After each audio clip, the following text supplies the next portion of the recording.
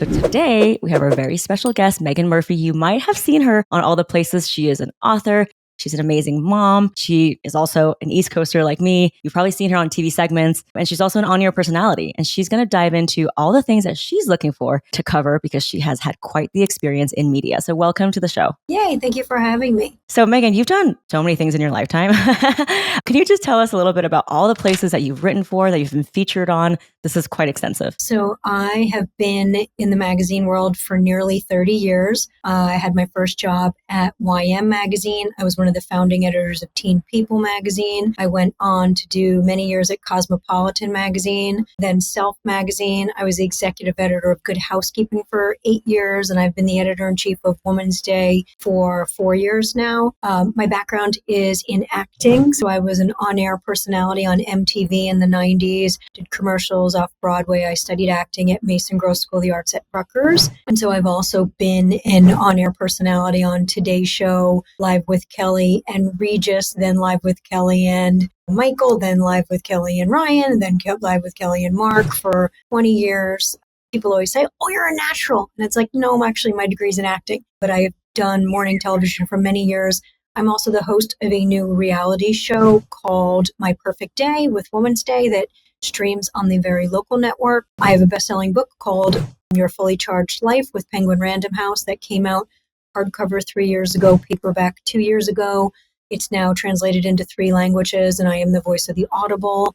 I also do a lot of public speaking, and I had a podcast for 3 years. Ooh, that's amazing. That's quite a resume. So you've been in media for so long. I want to talk about all the changes that you've been seeing. But I guess my first question to you is, you've done the podcast, you've done print, digital, now with influencers and AI and affiliate marketing. How have you seen the media landscape changing, and specifically in terms of like shopping and gift guides? Oh, I mean, it's changed wildly. When I first started my career, it was like editors, who I like to think of as the OG influencers, were the only ones that had access to what was new and next. What came across our desks was like the only access anybody had to anything, because there was no social media. There was barely even Facebook back in the day. So it was like editors got to decide what we were going to buy. What was in a magazine was what was literally shoppable, unless it was like on the end cap at a department store.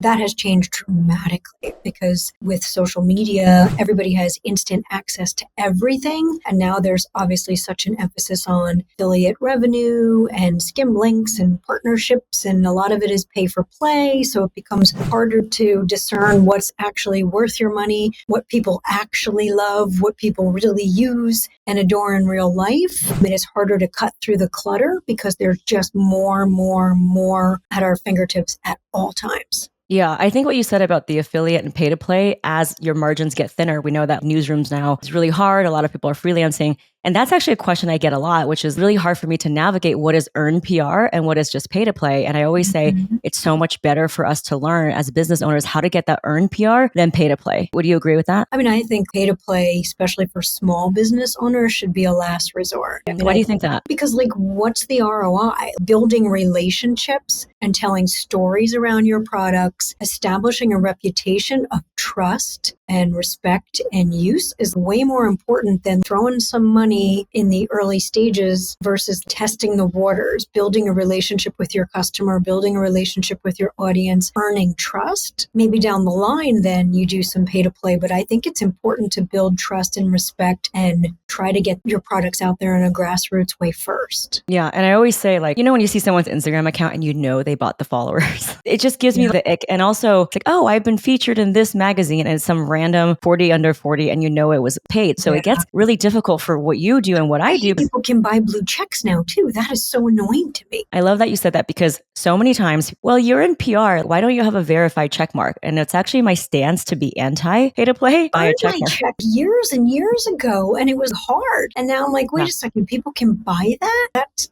crazy to me. I think there's such a benefit and value to earned editorial, even though it's getting smaller and smaller. So I want to talk about that, because we're not talking about the pay to play, which you can do if you want. I don't advise with it, because then your people know that it's advertising. It actually says advertising. And so that editorial, which so few business owners feel like they can do because there's such a gatekept thing from PR agencies. So can you tell me why it's so important for indie brands and the women founders to pitch you and that you're not just the spokesperson for big brands? Well, I think here's the thing. So magazines, we used to make 12 issues a year. Now most of us make 8, 6 issues a year. So everything is very, very highly curated. And I have to tell you, anytime someone sees their product, their story told in print, it is incredibly meaningful. And it feels really important. There is nothing like touching paper placement in a glossy magazine that you can put on your coffee table, that you can share with your customers. That is meaningful. And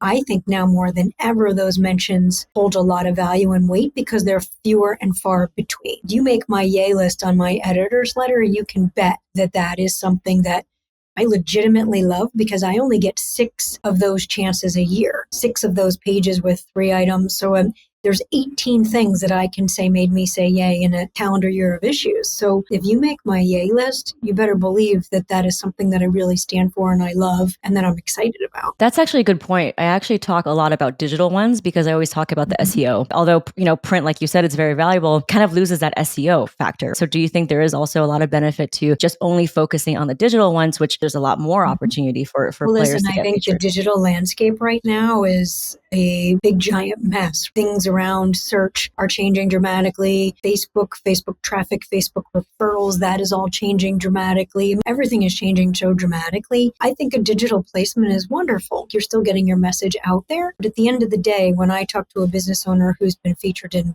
a glossy magazine and can, as seen in Women's Day, on their website or in their profile or in their store, that's a really big deal. Yeah, we actually had a couple founders get featured in Women's Day as well. So I want to thank you for featuring indie brands who sometimes it's the first business that they've launched that's product and they didn't have any PR person represent them. So I want to talk about PR because my whole thing is like disrupting the traditional model. Sure. And I don't think there's anything wrong with having a PR agency, but it's not really accessible for the everyday business maker. So for me, we have a lot of candle makers, a lot of cosmetics, kind of a lot of these women are solopreneurs, but making incredible products. So what do you have to say in terms of like what really gets your attention? And do they need to have influencer, like a fancy website? How can they cut through the noise and actually get you to pay attention? So for me, something fun to know about me is that I was named Chief Spirit Officer of my small town by the mayor. I run the social media for my town and I call it Bestfield instead of Westfield because I am a champion of small business and a champion of small town living.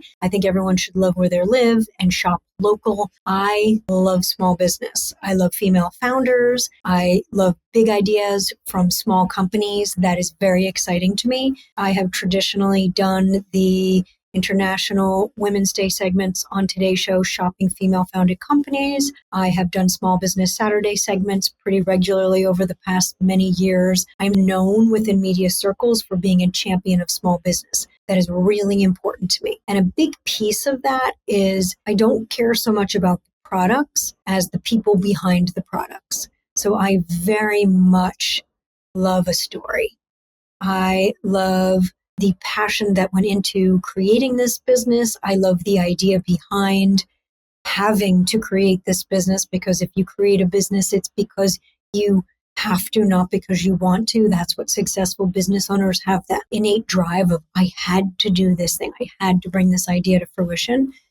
I love spotlighting those people, sharing their stories, celebrating their products. And that's something I've been very passionate about for a number of years now. Social media has done something really, really exciting, and that has given small business owners access to the media in a way that was not possible 10 years ago. I'm the editor-in-chief of a magazine and a regular on the Today Show.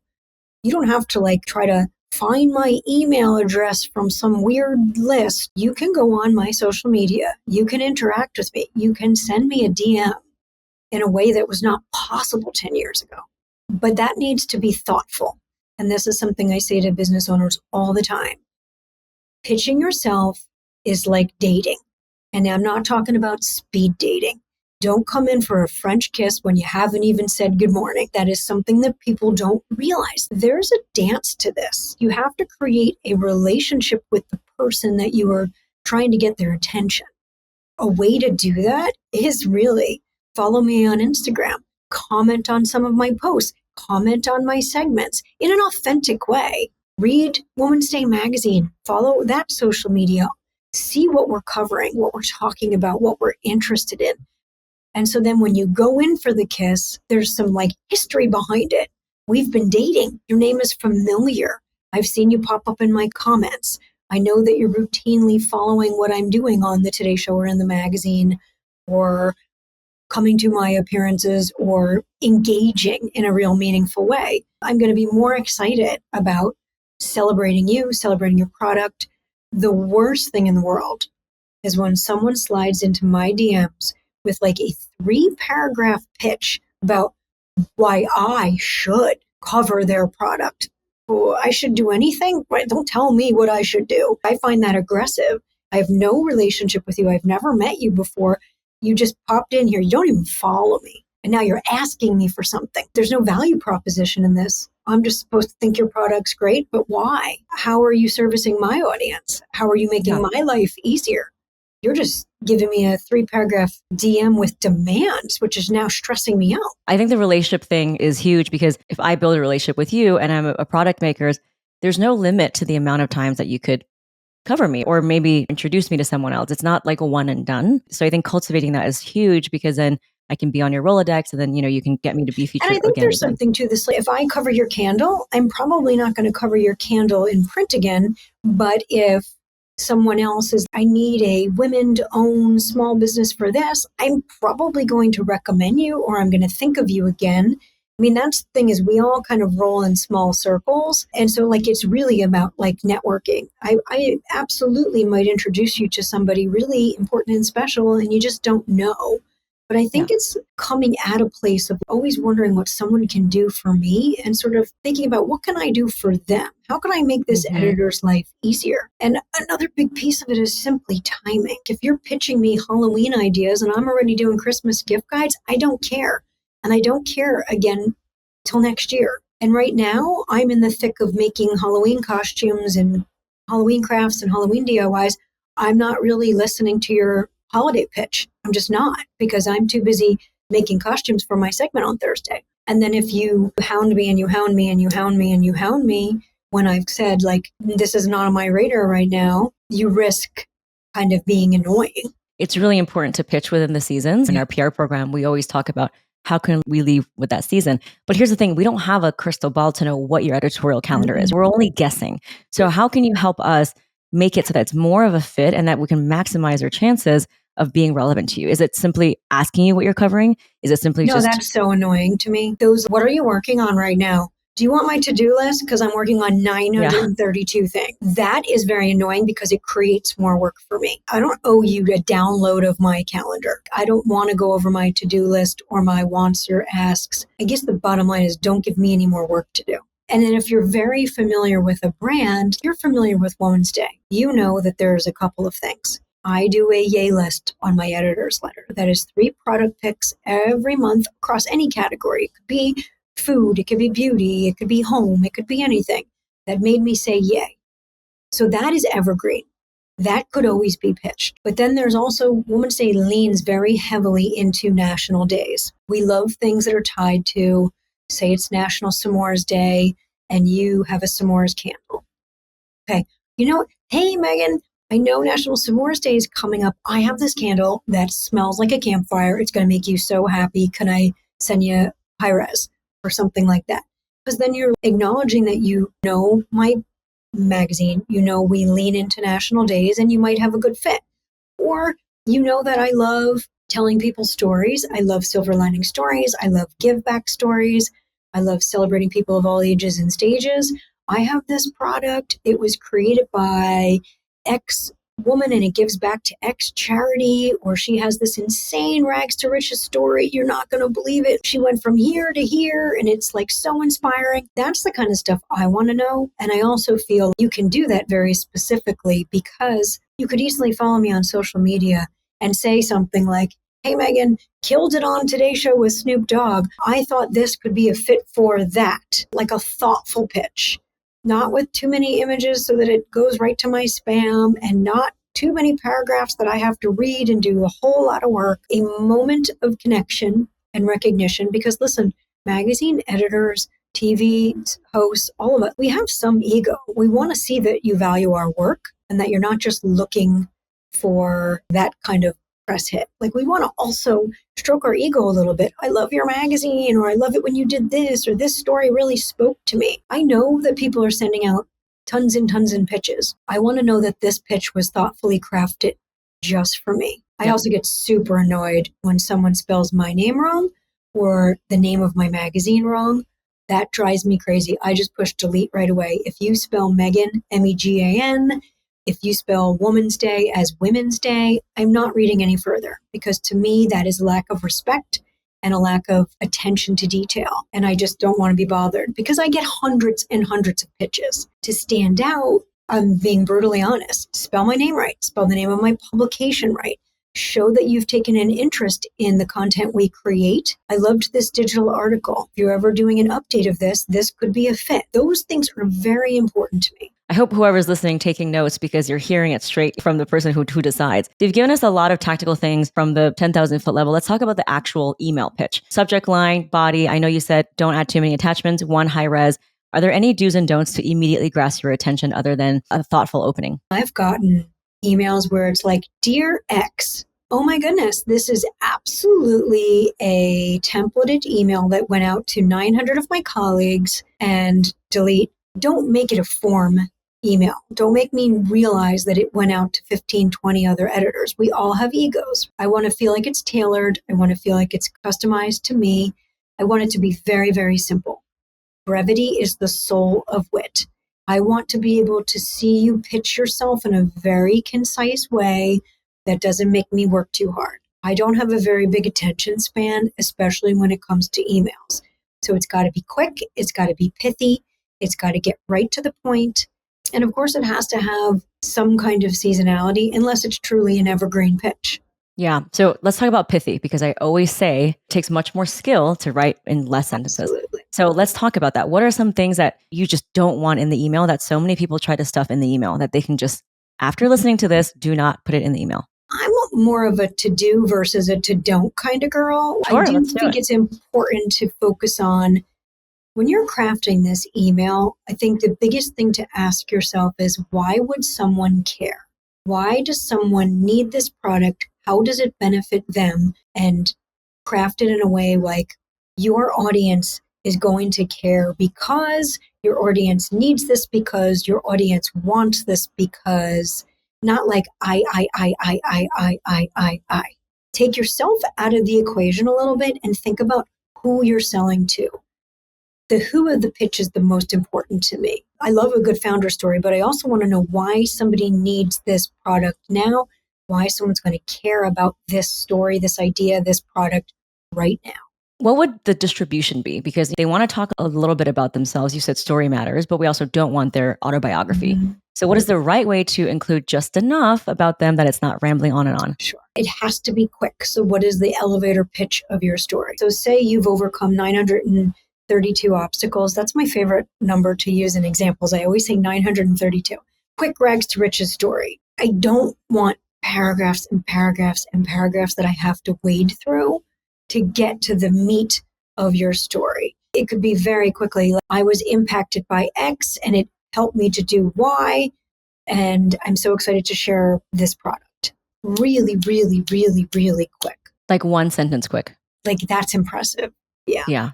Yeah. We have someone who got featured. I was helping her. She is a Harlem real estate broker turned beauty founder. That's all you really need, right? I overcame X to do Y. Because if I am intrigued, I'm going to ask 9,000 follow-up questions. Don't give me any reason to not follow up. If you, what was that? It's like the date, it goes back to dating. Nobody wants the cow if you give the milk away for free or something like that. Right? Make people work for more information. Like, it's a bit of a tease.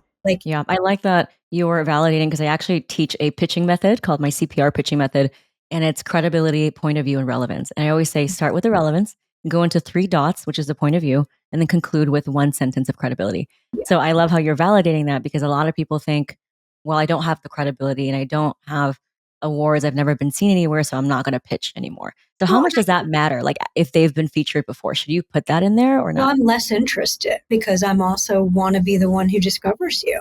I'm more interested that nobody knows this except me. It's that same ego of being a magazine editor, just picking products for a Today Show segment. I don't want what was on GMA yesterday. I But what don't, if it was featured on Forbes or so, like not a TV show? but then why do I need to put it in Women's Day? It's already had its moment. Maybe I don't care so much. Yeah, because some other editors say that they don't mind if you put it that they've been featured. It just adds an extra layer of credibility. That's not super interesting to me. But I'm also somebody who really loves discovering new brands, new founders. I love being first. I'm somebody who's calling people and friends in different regions and being, are there any makers that no one knows yet that I need to know?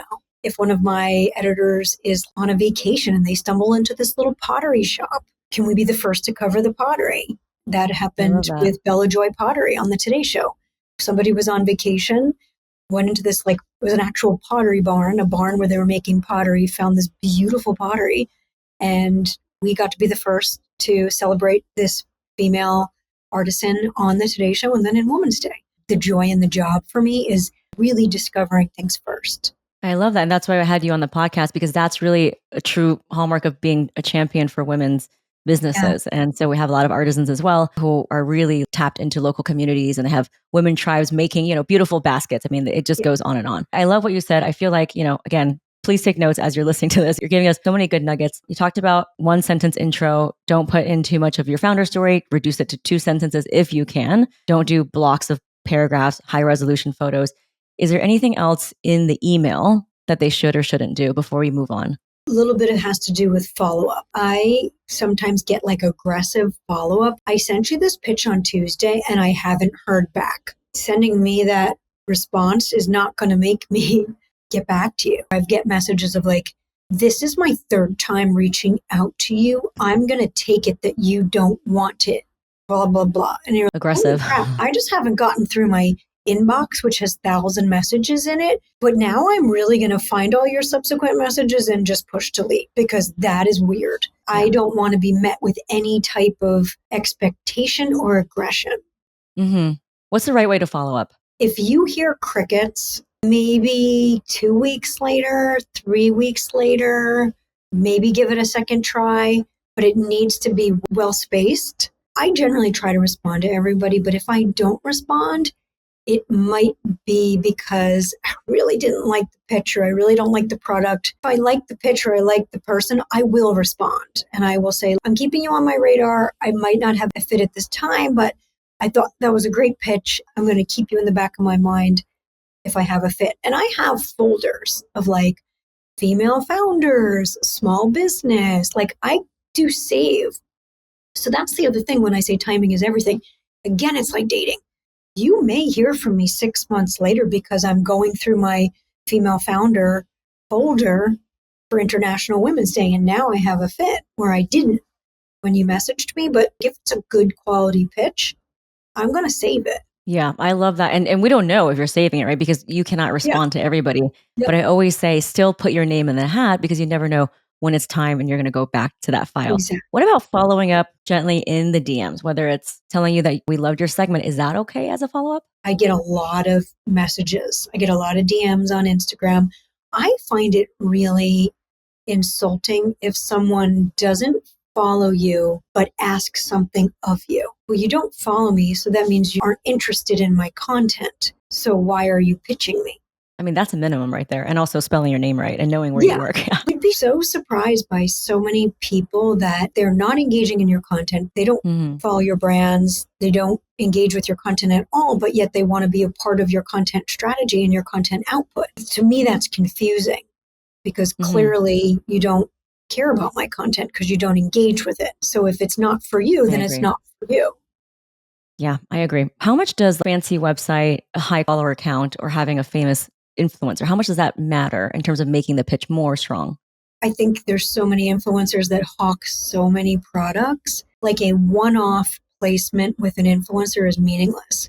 I think that there are certain genuine influencers have long-standing relationships with products. If you're going to engage with an influencer, I think it's a 6-month arrangement, a 1-year engagement, like a long-standing engagement versus I'm going to throw money at one reel or one post or one set of stories. If I really care about this person and I'm following this person, engaging with this person, I know that they've never spoken of it again. I know I've never seen it before. So I don't think this is so genuine. And I think spreading it out over a bunch of influencers is probably less impactful than if you have this small spend to spend it on one person who is so clearly in your target audience, your target demo, your target consumer, and showing a brand relationship over time. Because everything is about trust. And I don't trust one feed post or one reel from an influencer with a ton of followers who's like, now buy this, tomorrow buy that. Yeah, I agree. That's a whole nother topic right there. We could get into it in another episode. What about their follower count? Like how many followers they have or how fancy their website is? So I'm very much interested more in engagement.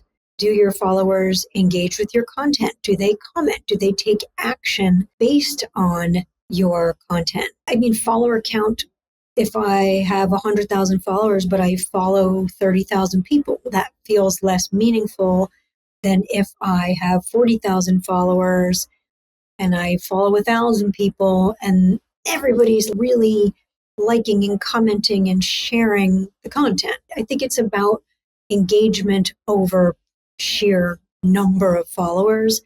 And I think to your point, you can kind of tell which accounts really have an earned audience. I mean, I guess people still do this where they pay for followers and bots and all of that crap. What about website? A website is important in the sense that if I'm going to put you on the Today Show for a small business segment, that is a national segment. People need to be able to shop your product.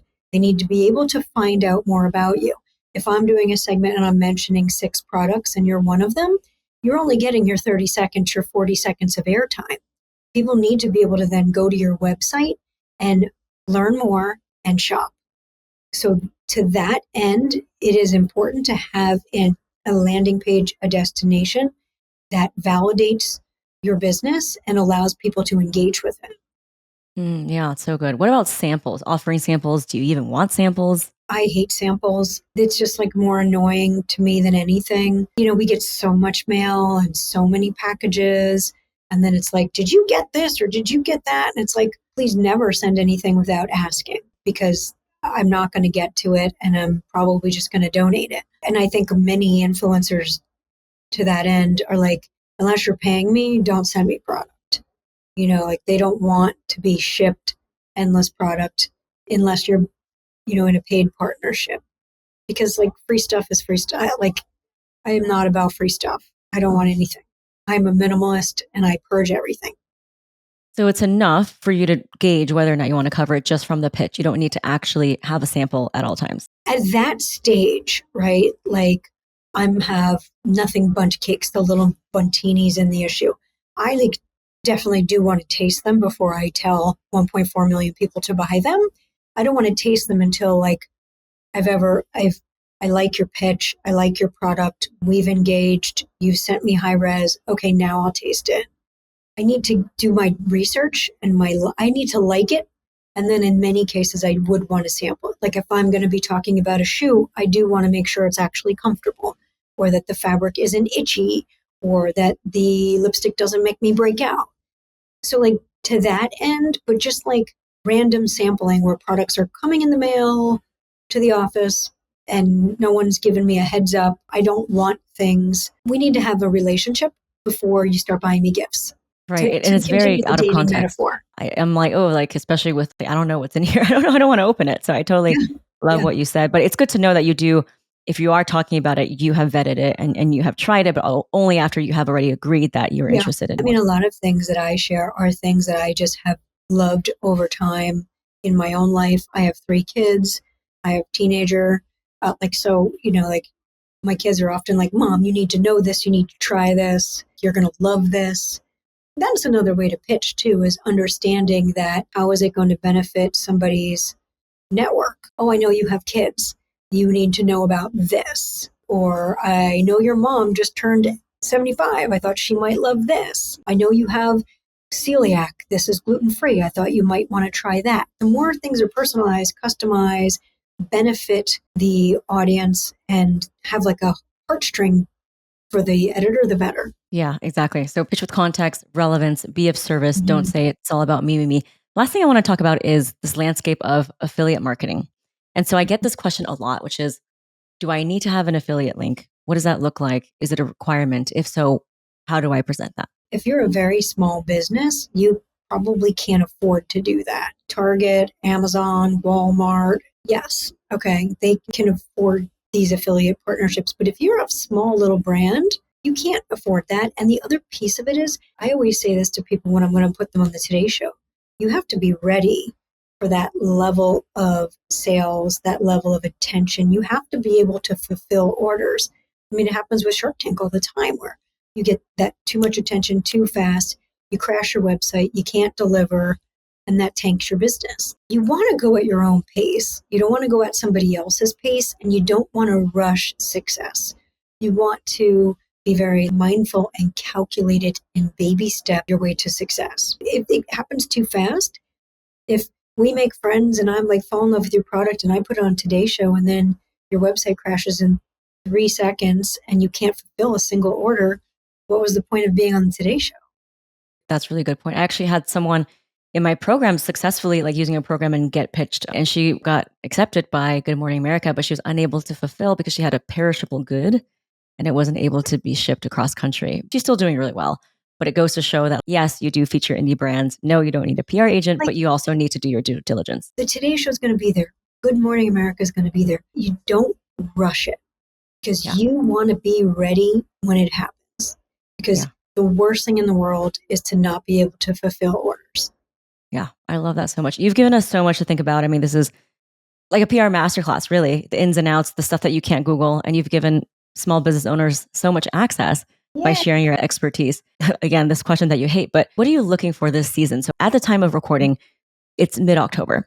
So Halloween gift guides, but thematically, like what is trending for you? Is it sustainability? What kind of products and trends? My head has been all Halloween all the time because this is my biggest holiday, and just in terms of my Today Show segments and my Halloween costumes and all the things.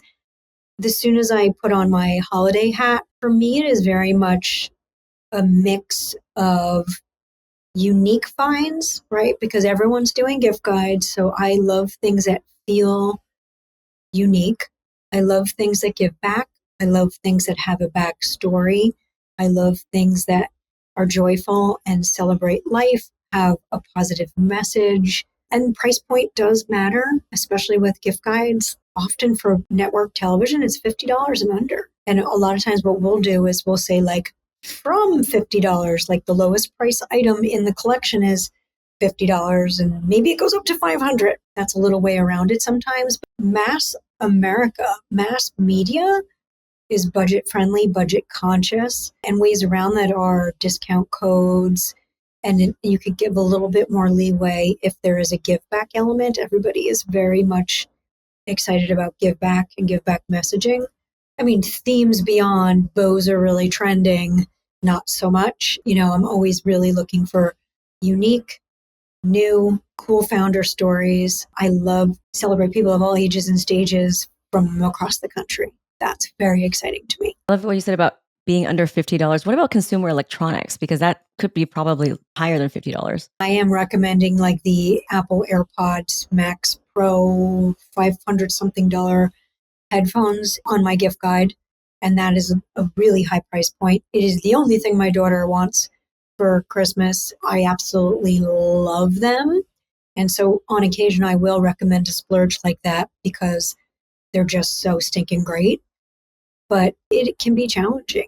And I it's a smaller pool. Position something like that, like, okay, is this everybody's going in on this gift for dad, or everyone's going in on this gift for mom? Is it like all the siblings are going in on this gift? There's group gifts there's ways to go around things like that. But just knowing who is your audience, because if your price points are higher, it is not mass media. That's so good. Is there anything you want to leave our audiences with who are just beginning this journey? They've felt intimidated their whole lives, but you've obviously given them something to really take action on. It's really exciting. And I think a lot of small business owners wind up having some imposter syndrome. Comparison is absolutely the thief of joy. So don't look at anyone else's trajectory. Don't look at anyone else's press clippings or Instagram followers and use that as a measure of your own success. This is your journey. Make it your journey. Stop looking around and look within. And the same passion that helped you launch this business is the same passion that's going to help you launch this business. Are you sure you're not a small business coach? No, I am like the biggest champion of small business. Like that's why they made me chief spirit officer of my town. I love small business. I probably should start a small business someday because you got this. Chase that dream. I love that. And that's exactly why I invited you, because your energy is so in alignment. I want to thank you so much for your time. I know you're busy. You're getting ready for doing segments with celebrities and really cool things. How can people find you? I know you also have a book as well. How can people kind of get into your world? I'm pretty busy on Instagram. I'm at Meaghan, Meaghan B Murphy. My book is called Your Fully Charged Life. It's available wherever books are sold. I'm also the Audible. Some people like audiobooks and like to walk or run or listen to me. It's a happiness handbook. So I kind of coach you through living with positivity and optimism and joy. And Woman's Day magazine is available on newsstands and on womansday.com. Thank you so much. Yay.